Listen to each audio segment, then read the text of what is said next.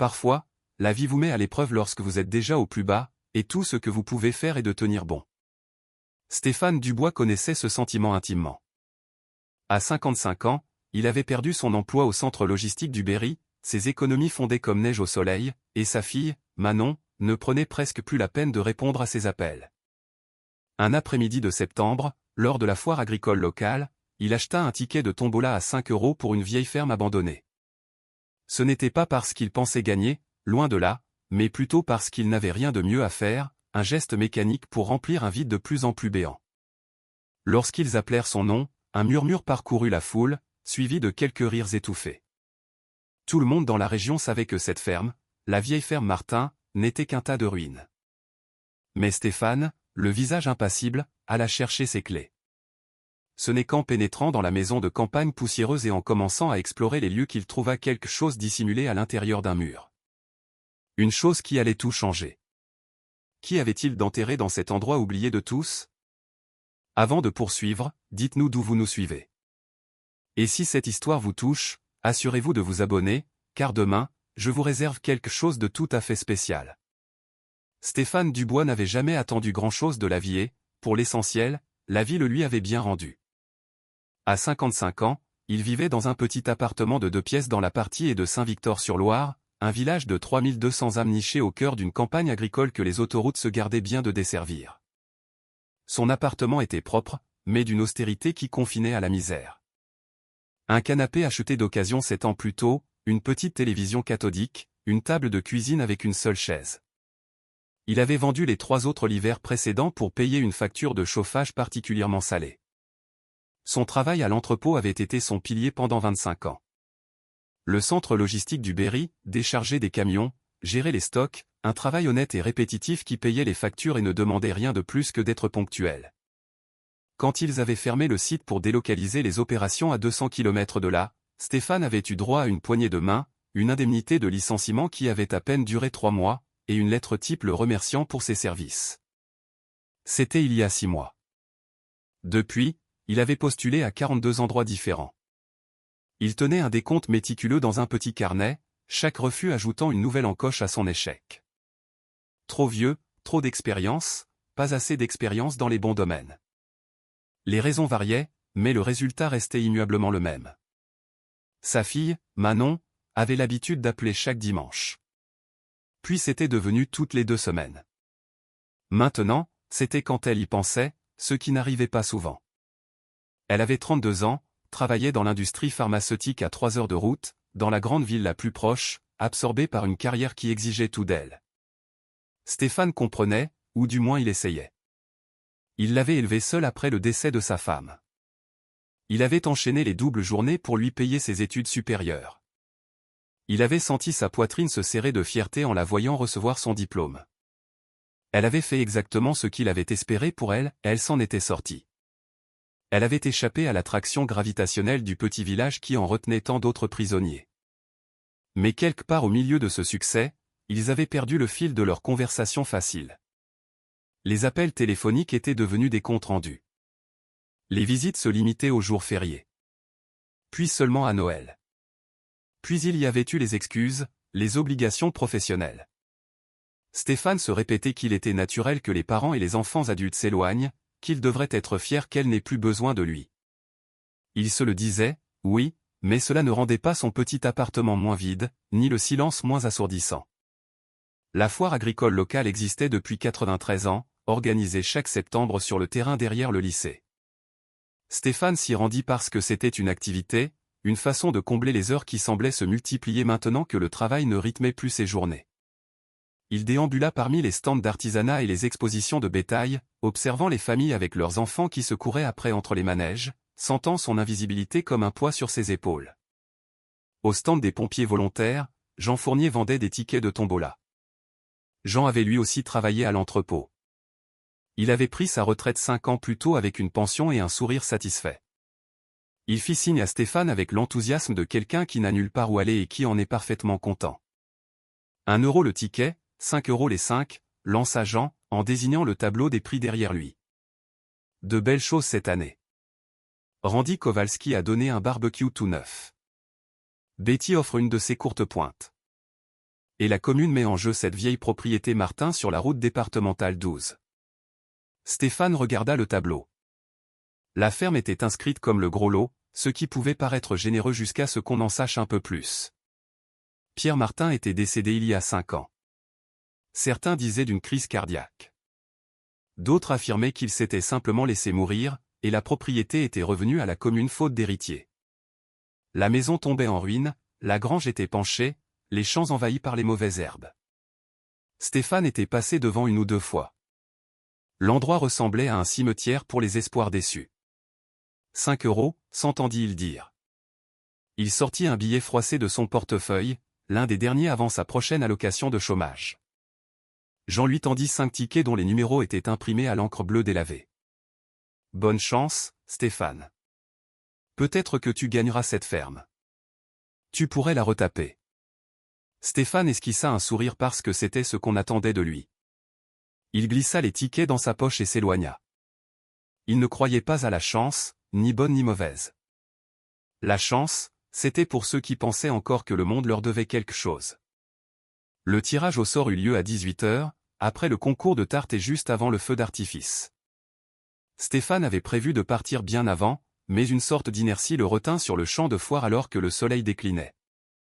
Lorsque la voix de l'annonceur retentit dans les haut-parleurs, il était assis sur un banc près du parking, regardant une famille charger ses prix et ses enfants épuisés dans leur monospace. Et le gagnant du gros lot est le ticket numéro 47 219. Stéphane Dubois. Le nom ne percuta pas immédiatement, puis si, et Stéphane vérifia ses tickets avec des mains soudainement maladroites. Le dernier ticket correspondait. Il avait gagné. Le trajet pour retourner à la tente principale lui parut plus long qu'il ne l'était. Les gens le dévisageaient alors qu'il s'approchait de la scène. L'annonceur, un homme corpulent nommé Nicolas Bernard qui tenait la coopérative agricole locale, afficha un large sourire et brandit une enveloppe Kraft. Stéphane Dubois, montez donc par ici. Il y eut des applaudissements, mais en dessous, Stéphane entendit des chuchotements, des ricanements. Quelqu'un à l'arrière dit « le pauvre ». Et un autre rit. Nicolas lui tendit l'enveloppe. Elle contenait un titre de propriété, un jeu de clés et une note indiquant que les impôts fonciers étaient payés jusqu'à la fin de l'année. « Félicitations », dit Nicolas en lui serrant la main avec un enthousiasme de circonstance. Vous êtes maintenant l'heureux propriétaire de l'ancienne ferme Martin. 40 hectares, maison, grange, tout le tout-im. Encore des applaudissements, encore des chuchotements.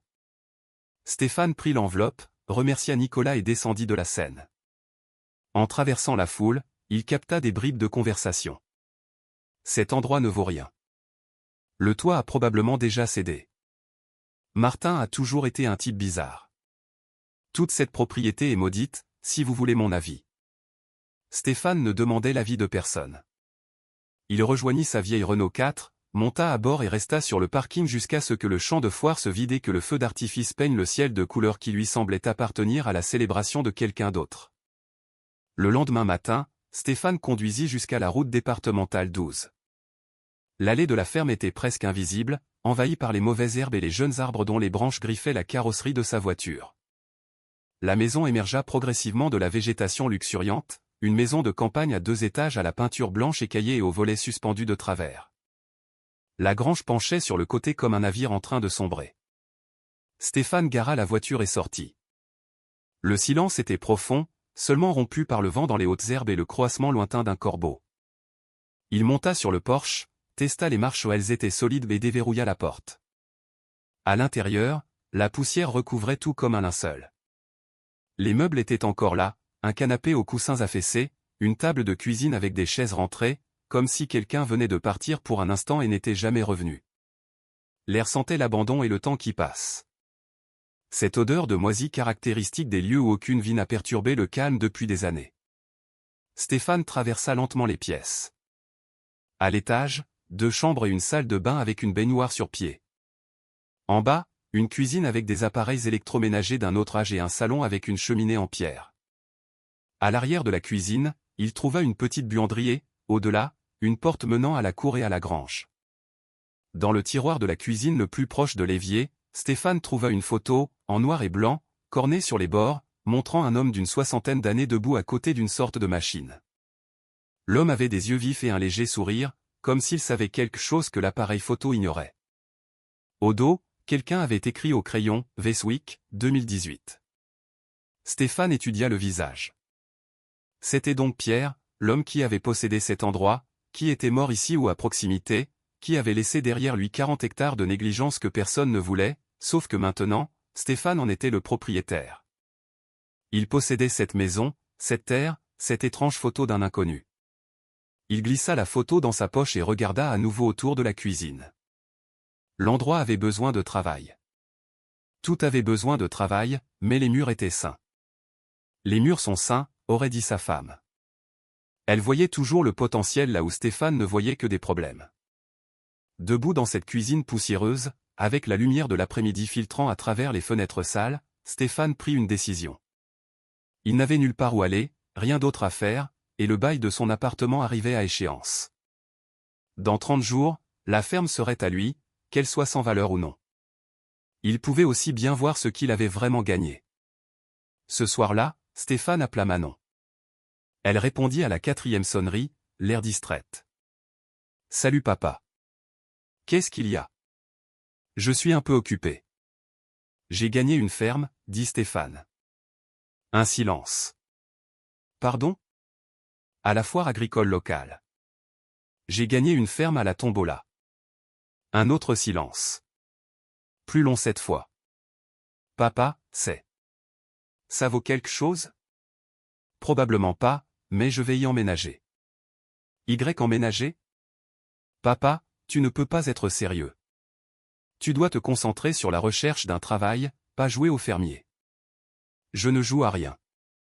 Je trouverai bien une solution pour le travail. Je voulais juste te le dire. Il pouvait entendre sa frustration. Il pouvait l'imaginer dans son appartement au meuble design avec vue sur la ville. Ça semble vraiment impulsif. On peut en parler ? Peut-être que je pourrais descendre ce week-end. Tu n'as pas besoin de faire ça. Je vais bien. Je t'appellerai quand je serai installé. Ils se dirent au revoir. Manon protestait encore. Stéphane planifiait déjà ce qu'il devait emballer. Après avoir raccroché, il s'assit dans son appartement et regarda à nouveau la photo de Pierre Martin. L'homme le regardait à travers les années, ce léger sourire suggérant des secrets que Stéphane ne pouvait même pas commencer à deviner. Stéphane emménagea dans la maison de campagne un mardi, toute sa vie tenant dans le coffre de sa vieille Renault 4. 3 cartons de vêtements, un carton d'ustensiles de cuisine, un autre de livres et de papier, et un sac de sport avec son ordinateur portable et les quelques photos qu'il ne pouvait se résoudre à laisser derrière lui. Il ne fallut qu'un seul voyage de la voiture à la maison, et lorsqu'il posa le dernier carton dans le salon, le vide de l'espace semblait se moquer de la modestie de ses biens. Il passa la première journée à nettoyer. Le travail lui faisait du bien, il était concret, mesurable. Il frotta les comptoirs, balaya les sols, lava les fenêtres jusqu'à ce qu'elles laissent entrer la lumière, une lumière qui n'avait pas touché ses pièces depuis des années. Le soir, la maison avait l'air presque habitable. Il se prépara un sandwich au jambon fromage sur baguette avec les provisions qu'il avait achetées au village, le mangea debout au comptoir de la cuisine, et regarda le soleil se coucher sur les champs qui étaient maintenant les siens. Cette nuit-là, la maison lui parla avec des craquements et des gémissements, le langage du vieux bois qui s'installe, du vent qui trouve les fissures dans les murs, d'une structure qui se souvient de ce que signifie abriter quelqu'un. Stéphane était allongé dans la chambre à l'étage sur un matelas pneumatique qu'il avait gonflé à la main, écoutant cette symphonie de petits bruits, et la trouvait étrangement réconfortante. L'appartement avait été silencieux, à l'exception des bruits étouffés de voisins qu'il n'avait jamais rencontrés. Ici, le silence avait une texture. Le deuxième matin, il commença à explorer sérieusement. La chambre où il avait dormi avait un placard avec des cintres en fil de fer et une étagère de linge de maison plié qui sentait la naphtaline et le temps. L'autre chambre était plus petite, peinte d'un jaune pâle délavé, vide à l'exception d'un bureau contre un mur. Stéphane ouvrit les tiroirs du bureau un par un. Les 2 premiers étaient vides. Le 3e était coincé, et quand il le força, il trouva un journal relié en cuir calé dans un coin. Le journal était épais, le cuir souple à force d'avoir été manipulé. Stéphane l'emporta dans la cuisine, où la lumière était meilleure, se versa un café de la cafetière qu'il avait préparé, et l'ouvrit à la première page. L'écriture était précise, chaque lettre soigneusement formée. La première entrée était datée du 15 mars 1995. Je commence aujourd'hui ce qui pourrait être l'œuvre la plus importante de ma vie. Ils diront que je suis fou. Ils le disent déjà. Mais je sais que cela peut fonctionner. Les calculs sont justes. Les principes sont solides. Ce qui me manque en qualification formelle, je le compense par l'obstination et le temps. J'ai amplement des deux. Stéphane tourna les pages, lisant des entrées qui s'étalaient sur des années. Pierre écrivait sur son travail, sur les revers et les petites victoires, sur les longues nuits dans son atelier, et la satisfaction de résoudre des problèmes apparemment insolubles. Les entrées étaient techniques par endroits, remplies d'équations et de schémas que Stéphane ne comprenait pas entièrement, mais entre les mathématiques se trouvait autre chose, une voix, un homme qui se parlait à lui-même, au futur, à quiconque pourrait un jour s'en soucier. Une entrée de septembre 2003 attira son attention. Allez au village aujourd'hui pour des fournitures. Charlie au magasin de matériaux m'a encore regardé de cette façon. Le regard qui dit qu'il pense que je perds mon temps. Peut-être que c'est le cas, mais quand on s'est moqué de vous aussi longtemps que moi, on apprend à s'en servir comme carburant. On se moquait de moi à l'école. On riait quand je leur disais que je pouvais tout réparer. Ils rient encore maintenant que j'essaie de construire quelque chose qui compte. Qu'ils rient. Je continuerai à travailler. Stéphane lut ces mots 2 fois. Il sentit quelque chose bouger dans sa poitrine. Il connaissait ce regard. Il l'avait vu à la foire. L'avait entendu dans les chuchotements. Cette pitié mêlée d'amusement. Ce rejet qui vient si facilement à ceux qui n'ont jamais été rejetés. Il continua à lire. Les entrées devinrent plus ciblées au fil des ans, se concentrant sur quelque chose que Pierre appelait le convertisseur. Il mentionnait des prototypes, des tests, des échecs, des ajustements. Il écrivait sur le moment où il avait réalisé qu'il était proche, vraiment proche de quelque chose qui pourrait changer la vie. La dernière entrée était datée de novembre 2019, quelques mois seulement avant la mort de Pierre. Très fatigué maintenant. Le travail est presque terminé, mais je manque de temps. Je le sens dans mes os. La façon dont l'hiver se fait sentir quand on en a vécu assez. Si je ne le termine pas, quelqu'un d'autre devra le faire. Les plans sont là. Les pièces sont là. Il suffit d'une personne qui y croit assez pour les assembler.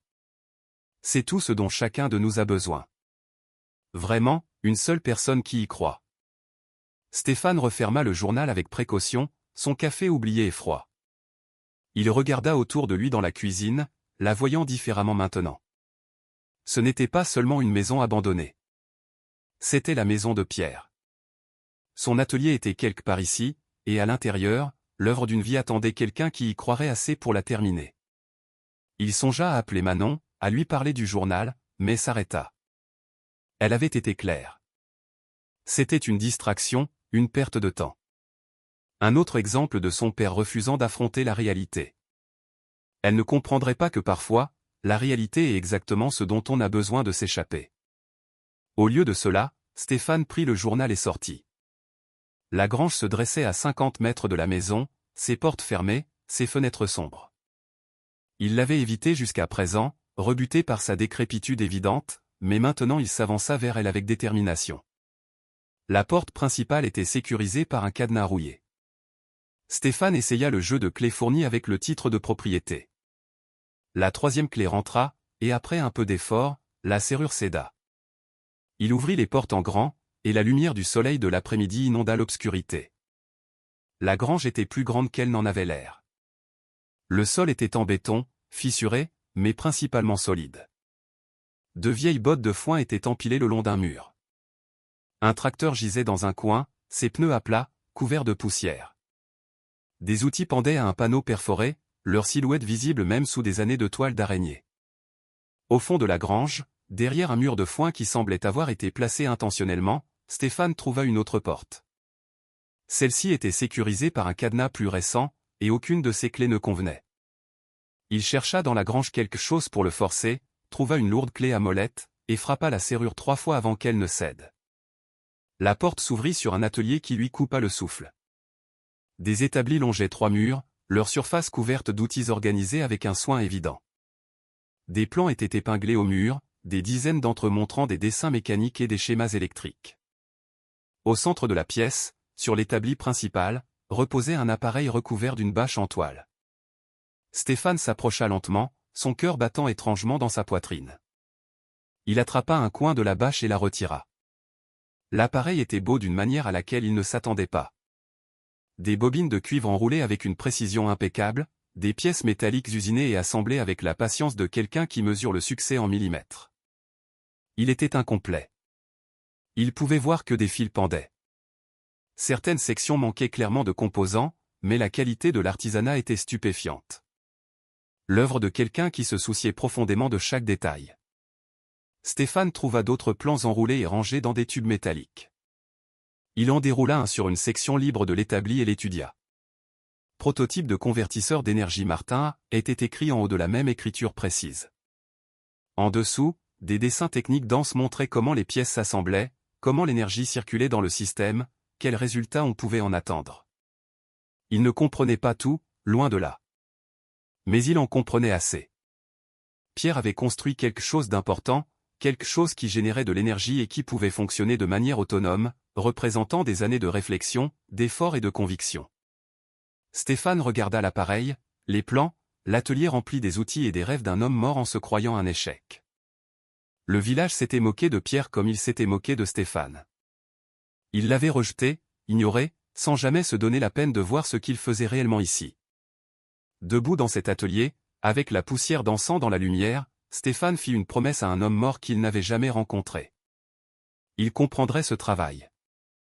Il apprendrait ce que Pierre avait essayé de faire, et si c'était possible, ne serait-ce que de loin, il le terminerait. Stéphane passa les 3 semaines suivantes à vivre entre deux mondes. Les matinées étaient consacrées aux réparations urgentes de la maison. L'entretien de base qui rendait l'endroit habitable. Il répara un robinet qui fuyait dans la cuisine, remplaça des carreaux de fenêtres cassés, reboucha des trous dans les murs où les intempéries avaient trouvé leur chemin. Un travail familier, le genre de résolution de problèmes pratiques qu'il avait fait toute sa vie. Les après-midi et les soirées appartenaient à l'atelier. Il commença par nettoyer, enlevant des années de saleté et de débris accumulés, organisant les outils, faisant l'inventaire de ce qui était là. Pierre avait été méthodique. Chaque tiroir était étiqueté. Chaque outil avait sa place. En restaurant cet ordre, Stéphane avait l'impression d'apprendre à connaître l'homme à travers ses habitudes. Les plans devinrent ses manuels. Il en prit des photos avec son téléphone, en imprima des copies à la bibliothèque du village, les étala sur la table de la cuisine où il pouvait les étudier en buvant son café. Les conceptions étaient complexes, mais pas impénétrables. Pierre avait inclus des notes dans les marges, des explications, des calculs, des rappels à lui-même. Stéphane les lisait comme des lettres d'un professeur patient. Son expérience à l'entrepôt l'aida plus qu'il ne l'aurait cru. Il comprenait comment les choses s'assemblaient, comment le poids était distribué, comment les systèmes devaient être équilibrés. Ce qu'il ne comprenait pas, il l'étudiait. Son ordinateur portable devint un portail vers des forums d'ingénierie, des tutoriels vidéo, des articles sur la production d'énergie et la conception mécanique. Il apprit la langue lentement, un terme à la fois. L'appareil lui-même était remarquable de près. Les bobines de cuivre en étaient le cœur. Des milliers d'enroulements précis qui avaient dû prendre des mois à réaliser. Stéphane trouva les notes de Pierre à leur sujet, des entrées de journal décrivant les tentatives ratées, les moments de percée, la satisfaction d'atteindre enfin les spécifications exactes requises. Les bobines seules représentaient des années de travail. Les autres parties étaient plus faciles à comprendre. Un boîtier protégeant les mécanismes internes, un panneau de contrôle avec des jauges et des interrupteurs, des points de connexion pour la sortie d'énergie. L'ensemble était conçu pour fonctionner, pas pour décorer. Chaque pièce avait un but. Rien n'était gaspillé. Ce qui manquait devint évident à mesure que Stéphane étudiait à la fois l'appareil et les plans. Plusieurs composants électriques n'étaient pas installés. Des sections spécifiques montraient des vides où des pièces auraient dû se trouver. Sur un plan, Pierre avait entouré des éléments à l'encre rouge et écrit « Besoin » à côté d'eux avec une urgence croissante dans ses notes ultérieures. Stéphane fit sa propre liste. Des condensateurs spécialisés, du câblage d'un calibre particulier, un régulateur de tension avec des spécifications précises, certains articles qu'il reconnaissait de ses jours à l'entrepôt. D'autres étaient des composants techniques inconnus dont il devrait étudier la fonction pour la comprendre. La réalité financière ne pouvait être ignorée. ses allocations de chômage couvraient les dépenses de base. La nourriture, les charges pour la ferme, l'essence pour sa voiture. Il ne restait rien pour des pièces qui coûtaient des centaines d'euros. Stéphane passait des nuits blanches à faire des calculs qui ne tombaient jamais justes, essayant de trouver un moyen de financer un projet qu'il ne pouvait justifier à personne, y compris à lui-même. Un jeudi matin, il surmonta sa fierté et se rendit à la quincaillerie Lambert au village. Le magasin occupait un bâtiment qui avait probablement commencé sa vie comme autre chose. De hauts plafonds et des briques apparentes suggéraient une autre époque. Maintenant, il sentait la sueur de bois et l'huile de moteur, une odeur familière qui apaisa quelque chose dans la poitrine de Stéphane. Jean Lambert se tenait derrière le comptoir, un homme d'une soixantaine d'années aux cheveux gris et aux lunettes de lecture sur une chaîne autour du cou. Il leva les yeux quand Stéphane entra, la reconnaissance traversant son visage. « Stéphane Dubois. J'ai entendu dire que tu avais gagné la propriété Martin. Alors, comment ça se passe pour toi ?» Stéphane choisit ses mots avec soin. « C'est un projet qui me tient occupé. » Jean hocha lentement la tête, le genre de hochement qui disait qu'il entendait la vraie réponse en dessous. « Qu'est-ce qui t'amène ? » En fait, je me demandais si vous aviez besoin d'aide. À temps partiel, n'importe quoi. J'ai de l'expérience en gestion de stock, en logistique, en manutention. Jean l'étudia un long moment. Stéphane garda une expression neutre, refusant de laisser transparaître son désespoir, même s'ils le savaient tous les deux. Tu sais de quel côté on tient un marteau ? Je sais. Tu peux commencer lundi ? 3 jours par semaine, 6 heures par jour. Le salaire n'est pas énorme, mais il y a une réduction pour les employés. Le soulagement submergea Stéphane comme une vague d'eau fraîche. Oui. Merci. Ne me remercie pas encore. C'est du vrai travail. Mise en rayon, aider les clients, décharger les camions quand ils arrivent. Tu gagneras chaque euro. Le vrai travail ne me fait pas peur. Jean sourit alors, la première chaleur sincère que Stéphane avait vue de la part de quelqu'un au village depuis qu'il avait gagné la ferme. Non, je ne pense pas. Lundi matin, 8 heures. Stéphane quitta la quincaillerie en ressentant quelque chose qu'il n'avait pas ressenti depuis des mois, de l'utilité. Le travail ne résoudrait pas tous ses problèmes, mais il aiderait. Surtout la réduction pour les employés, il pourrait acheter les pièces dont il avait besoin petit à petit, une pièce à la fois, progressant vers l'achèvement, de la même manière que Pierre avait construit l'appareil lui-même, avec patience et persévérance. Ce week-end-là, il eut une visite inattendue. Stéphane travaillait dans la cour avant, dégageant les broussailles autour du porche quand une voiture s'arrêta dans l'allée. Une femme âgée en sortit, se déplaçant avec précaution, utilisant une canne pour s'équilibrer. Elle portait un gilet en laine malgré la chaleur de l'après-midi, et ses cheveux blancs étaient relevés en un chignon soigné. « Bonjour », lança-t-elle. « Vous devez être Stéphane. » Stéphane posa son râteau et s'approcha. « C'est moi. Je suis Monique Lefebvre. J'habite à environ 3 kilomètres d'ici. Je me suis dit que j'allais passer me présenter, voir comment vous vous installez. C'est très gentil à vous. Vous voulez entrer ? Je peux faire du café. Avec plaisir. » À l'intérieur, Stéphane servit le café pendant que Monique regardait la cuisine avec des yeux qui se souvenaient clairement d'un autre temps. Elle passa la main sur le comptoir, un geste presque affectueux. « Je connaissais Pierre, dit-elle doucement. Pas bien, mais nous avons été voisins pendant 30 ans. Mon mari l'aidait parfois avec son travail du métal. Pierre venait avec des dessins, demandait comment façonner certaines pièces, quels outils utiliser. Stéphane posa une tasse devant elle, s'assit en face à la table. Comment était-il ? Brillant, gentil, terriblement seul, je pense, même s'il ne s'en plaignait jamais. Monique sirota son café. Les gens du village le trouvaient bizarre. Peut-être qu'il l'était, mais bizarre, ce n'est pas la même chose que mauvais. Il était juste concentré sur quelque chose que le reste d'entre nous ne pouvait pas voir. Son travail, dit Stéphane. Oui. Il en parlait parfois, de créer quelque chose qui pourrait aider les gens, quelque chose qui prouverait qu'il avait fait quelque chose de valable de sa vie. Elle regarda Stéphane avec des yeux qui voyaient plus que ce qu'il avait l'intention de montrer. Vous avez trouvé son atelier, n'est-ce pas ? Stéphane hocha lentement la tête. Allez-vous finir ce qu'il a commencé ? La question flotta dans l'air entre eux.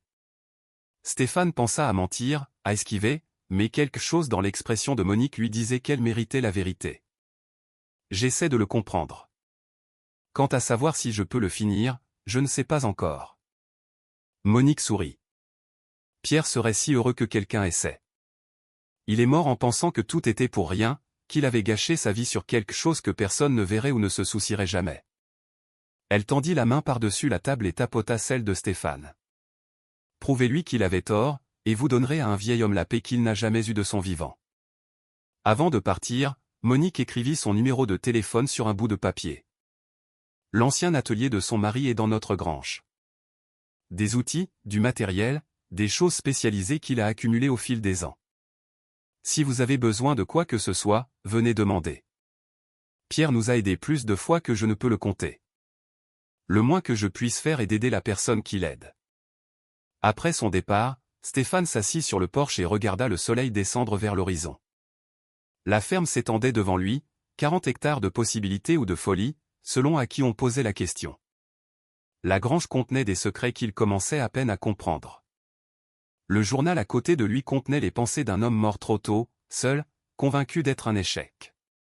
Stéphane pensa à sa fille, au fossé grandissant entre eux, à son appartement vidé, à son travail à l'entrepôt qu'il avait défini pendant un quart de siècle, à toutes les façons dont la vie avait lentement érodé son sentiment d'avoir un but jusqu'à ce que gagner une ferme sans valeur à une foire locale lui semble la meilleure chose qui lui soit arrivée depuis des années. C'était peut-être de la folie. Peut-être qu'il perdait son temps avec le rêve impossible d'un homme mort. Mais pour la première fois depuis la mort de sa femme, depuis que Manon avait cessé d'appeler, depuis la fermeture de l'entrepôt, Stéphane avait l'impression d'avancer vers quelque chose au lieu de simplement s'éloigner de tout le reste. Dans l'atelier, l'appareil de Pierre attendait dans l'obscurité grandissante. Demain, Stéphane y retournerait, essaierait de comprendre un autre circuit, de résoudre un autre problème, de faire un pas de plus vers l'achèvement du travail qui avait consumé la vie d'un étranger. Ce n'était pas grand-chose, mais c'était suffisant. C'était quelque chose en quoi croire.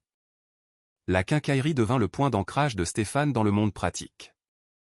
Lundi, mercredi et vendredi, de 8h à 14h, il remplissait les rayons, aidait les clients à trouver ce dont ils avaient besoin, déchargeait les camions de livraison. Le travail était simple, presque méditatif. Jean se révéla être un patron juste, patient avec les clients et généreux de ses connaissances. Quand l'activité était calme, il montrait à Stéphane différents outils, expliquait leurs usages, partageait des astuces apprises en plus de 40 ans de métier. Les autres employés se réchauffèrent progressivement envers Stéphane. Il y avait Lucas Moreau, un jeune homme qui s'occupait du stock de bois, et Chloé Roussel, qui gérait le comptoir et semblait connaître chaque client par son nom. Ils inclurent Stéphane dans leur pause café, les bavardages sur la météo et les ragots locaux. Il ne contribuait pas beaucoup, mais il écoutait, et cela semblait suffire. Les clients étaient une autre affaire. Certains l'ignoraient superbement. D'autres lui adressaient des sourires forcés qui n'atteignaient pas leurs yeux. Quelques-uns posaient des questions sur la ferme avec une curiosité à peine voilée. Qu'est-ce qu'il faisait là-bas? Prévoyait-il de vendre? Avait-il trouvé quelque chose d'intéressant? Les réponses de Stéphane étaient vagues et polies. L'atelier restait son secret. L'héritage de Pierre, quelque chose qu'il n'était pas prêt à exposer au jugement ou à la moquerie. Son salaire était modeste, mais la réduction pour les employés le faisait durer plus longtemps. Chaque semaine, il achetait quelques composants de sa liste. Un régulateur de tension une semaine, du câblage spécialisé la suivante. Lentement, les vides dans l'appareil de Pierre commencèrent à se combler. Le travail était méticuleux. Chaque connexion était vérifiée par rapport au plan, chaque composant testé avant d'être installé de façon permanente. Le journal était devenu son compagnon. Stéphane le lisait le soir, assis dans la cuisine avec un café, apprenant non seulement sur l'appareil, mais aussi sur l'homme qui l'avait construit. Pierre écrivait sur son enfance, sur le fait d'être le garçon qui démontait tout pour voir comment ça marchait, qui réparait les radios et les tondeuses à gazon cassées des voisins, qui rêvait d'inventer quelque chose d'important. Il ne s'était jamais marié. Le journal mentionnait une femme une fois, brièvement. Sarah a dit que je me souciais plus des machines que des gens. Peut-être qu'elle avait raison. C'est peut-être pour ça que je suis meilleur avec les machines. Il y avait une solitude dans ses entrées, soigneusement contenue, mais impossible à ignorer. Pierre avait échangé les relations humaines contre son travail, et le journal suggérait qu'il s'était demandé si c'était le bon choix. Stéphane comprenait cet isolement mieux qu'il ne voulait l'admettre. Ses appels avec Manon s'étaient réduits à de brefs échanges de SMS. Elle lui demandait comment il allait. Il disait bien. Elle mentionnait qu'elle était occupée au travail. Les conversations ressemblaient à des obligations que ni l'un ni l'autre n'appréciaient, mais que tous deux se sentaient contraints de maintenir. 6 semaines après avoir emménagé à la ferme, Stéphane trouva quelque chose qui changea tout. Il organisait une armoire dans l'atelier, déplaçant de vieux outils et fournitures. C'est alors qu'il remarqua que le fond de l'armoire n'était pas tout à fait contre le mur. En le tirant vers l'avant, une boîte métallique tomba, heurtant le sol avec un bruit sourd et lourd. La boîte était sécurisée par un cadenas à combinaison. Stéphane essaya les chiffres évidents. L'année de naissance de Pierre, l'année où il avait acheté la ferme. Des séquences simples. Rien ne fonctionna. Il s'apprêtait à la mettre de côté quand il se souvint de quelque chose du journal. Pierre avait mentionné l'anniversaire de sa mère une fois, notant comment elle avait toujours cru en lui, même quand personne d'autre ne le faisait. Stéphane retrouva l'entrée, calcula la date sous forme d'un nombre à 6 chiffres, et l'essaya. La serrure s'ouvrit. À l'intérieur se trouvaient des papiers, des lettres, la plupart organisées chronologiquement avec des élastiques. Stéphane apporta la boîte à l'établi et commença à lire.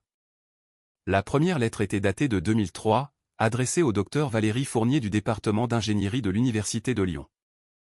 La lettre de Pierre se présentait lui et son travail. Il décrivait le convertisseur d'énergie, expliquait les principes qui le sous-tendaient, demandait si le docteur Fournier pourrait examiner ses calculs. Le ton était humble mais confiant. Celui d'un homme qui savait que son idée était solide mais qui désirait une validation experte. La réponse du docteur Fournier arriva 2 semaines plus tard. Elle était intriguée, demandait plus de détails, offrait des encouragements. Ainsi commença une correspondance qui dura plusieurs années. Les lettres révélaient une collaboration croissante, Fournier fournissant des commentaires sur les conceptions de Pierre, suggérant des améliorations, l'aidant à comprendre les principes d'ingénierie complexes qu'il avait appris de manière imparfaite par lui-même. Stéphane lut les échanges, regardant l'appareil évoluer sur le papier, voyant comment l'innovation brute de Pierre se mariait avec la formation formelle de Fournier pour créer quelque chose de meilleur que ce que l'un ou l'autre aurait pu accomplir seul. Il y avait de l'excitation dans les lettres, le frisson partagé de la poursuite de quelque chose de vraiment nouveau. Puis, le ton changea. Une lettre de Pierre datée de 2007 mentionnait la préparation d'une demande de brevet. Il avait tout documenté, avait un prototype fonctionnel presque terminé, se sentait prêt à officialiser son invention. La réponse du docteur Fournier fut encourageante. Elle proposa de relire la demande, de fournir une documentation à l'appui de leur correspondance. La lettre suivante.